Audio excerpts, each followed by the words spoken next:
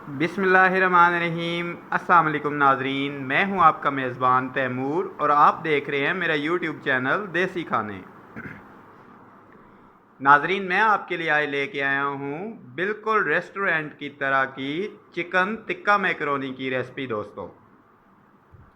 जी हाँ दोस्तों, अब आप अपने घर पे बिल्कुल रेस्टोरेंट की जैसी चिकन टिक्का मैकरोनी बना सकेंगे। तो दोस्तों मेरी रेसिपी को फॉलो कीजिएगा।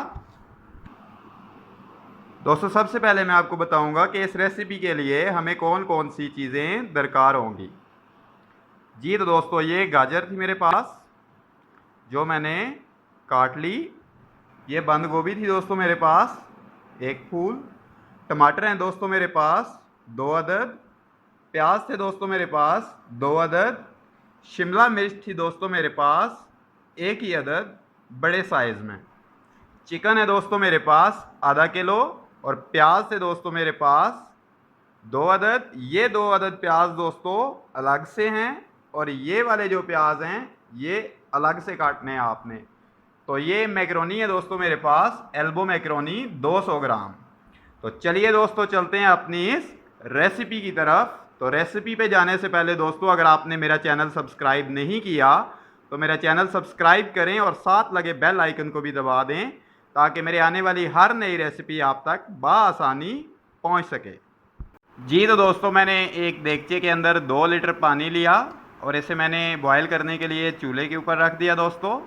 और अब मैं इसके अंदर ऐड करने जा रहा हूँ 200 ग्राम एल्बो मैकरोनी दोस्तों। मैकरोनी ऐड करने के बाद दोस्तों मैं इसमें ऐड करूँगा 1 टीस्पून नमक। जी तो दोस्तों, मैं नमक ऐड कर रहा हूँ 1 टीस्पून। जी तो दोस्तों, नमक ऐड करने के बाद अब मैं मैकरोनी को थोड़ी देर तक पकाऊंगा।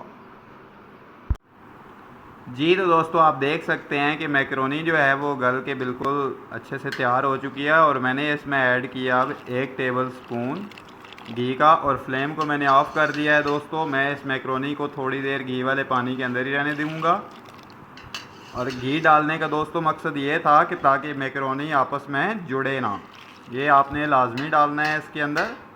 इससे जो मैकरोनी है वो एक एक दाना आपका बिल्कुल अलग रहेगा, जुड़ेगा नहीं। जी तो नाजरीन, अब टाइम आता है अपनी इस रेसिपी को रेडी करने का। तो मैंने कढ़ाई के अंदर ऑयल को गरम कर लिया है दोस्तों। तो मैं अब इसके अंदर ऐड करने के लिए जा रहा हूँ प्याज जो कि मैंने बारीक बारीक काट लिए थे। जी तो नाजरीन, प्याज डालने के बाद मैं प्याज गोल्डन होने तक फ्राई करूँगा और उसके बाद मैं इसमें चिकन ऐड करूँगा जब तक ये गोल्डन नहीं हो जाते। जी तो नाजरीन, प्याज हमारे गोल्डन हो चुके हैं। तो अब मैं इसमें ऐड करने के लिए जा रहा हूँ चिकन। नाजरीन, मैं इसमें ऐड कर दिया है चिकन और मैं इसे हल्की आंच के ऊपर फ्राई करूँगा जब तक चिकन अच्छे से फ्राई नहीं हो जाता। दोस्तों आंच बिल्कुल हल्की रखनी है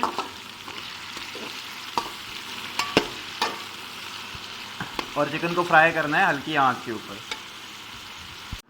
जी तो नाजरीन, अब मैं टमाटर और हरी मिर्चें जो मेरे पास मौजूद थी इन्हें मैं ग्राइंड कर लूँगा, पेस्ट बना लूँगा नाजरीन मैं इनका। अगर आप चाहें तो इसके अंदर आप अदरक भी थोड़ा सा ऐड कर सकते हैं, लेकिन मैं सिर्फ टमाटर और हरी मिर्चें पेस्ट बनाऊँगा दोस्तों। जी तो नाजरीन, आप देख सकते हैं कि मेरा चिकन अच्छे से फ्राई हो चुका है और इसका कलर भी बहुत ही अच्छा आ गया है। तो अब मैं इसमें ऐड करने के लिए जा रहा हूँ टमाटर और हरी मिर्च का पेस्ट जो कि मैंने तैयार कर लिया हुआ है। नाजरीन, मैंने इसके अंदर ऐड किया है टमाटर और हरी मिर्च का पेस्ट और अब मैं इसे थोड़ी देर और पकाऊंगा। जी तो दोस्तों, अगर मसाला जात की तरफ आएँ तो मेरे पास है नमक है दोस्तों 1 चाय का चम्मच, कुटी लाल मिर्च है दोस्तों 1 खाने का चम्मच और होममेड टिक्का मसाला है दोस्तों मेरे पास 1.5 खाने का चम्मच। तो ये तीनों मसाले मैं ऐड करूँगा दोस्तों कढ़ाई के अंदर। तो मसाले ऐड करने के बाद मैंने इसे अच्छे से मिक्स किया है اور ناظرین میں ابھی اسے اور پکاؤں گا تھوڑی دیر تک، تاکہ اس کا یہ سارا جو پانی ہے یہ اچھے سے خشک ہو جائے، ڈرائی ہو جائے۔ جی تو دوستو آپ دیکھ سکتے ہیں کہ چکن میں سے سارا پانی خشک ہو گیا ہے اور اس چکن کا کلر بھی بہت اچھے سے آ گیا ہے۔ تو اب میں اس میں ایڈ کرنے کے لیے جا رہا ہوں دوستو گاجر اور بند گوبھی۔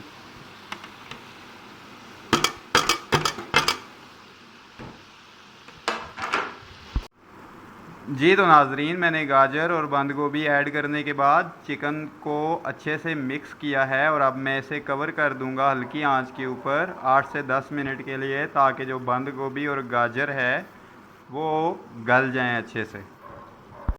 جی تو ناظرین آپ کے سامنے بند گوبھی اور گاجر بھی اچھی طرح سے پک چکی ہیں، تو اب میں اس میں ایڈ کرنے کے لیے جا رہا ہوں شملہ مرچ اور پیاز، جو کہ میں نے الگ سے کاٹے ہوئے تھے۔ تو دوستو شملہ مرچ اور پیاز ایڈ کرنے کے بعد میں اسے اچھے سے مکس کروں گا۔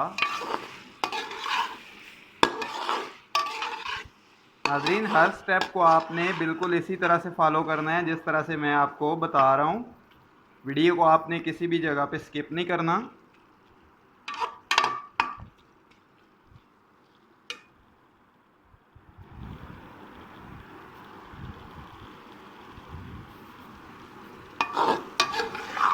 تو ناظرین اسے تھوڑی دیر پکانے کے بعد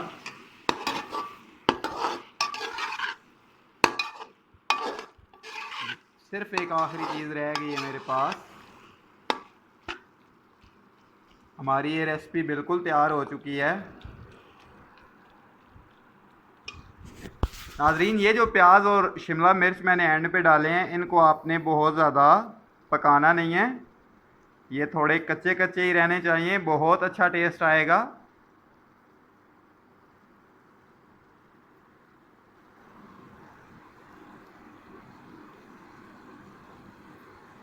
بہت زیادہ کچے بھی نہیں چھوڑنے اور بہت زیادہ پکانے بھی نہیں ہیں آپ نے۔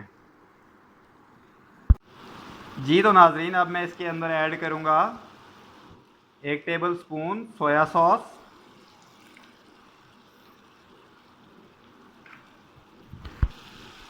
اور ناظرین میں ڈال رہا ہوں 1 ٹیبل سپون سرکہ۔ تو ناظرین سرکہ اور سویا سوس ایڈ کرنے کے بعد میں اسے اچھے سے مکس کروں گا۔ جی تو فرینڈز اچھے سے مکس کرنے کے بعد اب میں جا رہا ہوں اس میں ایڈ کرنے میکرونی، جو کہ میں نے پہلے سے بوائل کر کے ریڈی کر کے رکھ لی تھی۔ تو فرینڈز میں اس میں ڈال رہا ہوں میکرونی۔ تو میکرونی اس میں ایڈ کرنے کے بعد میں اسے اچھے سے مکس کروں گا۔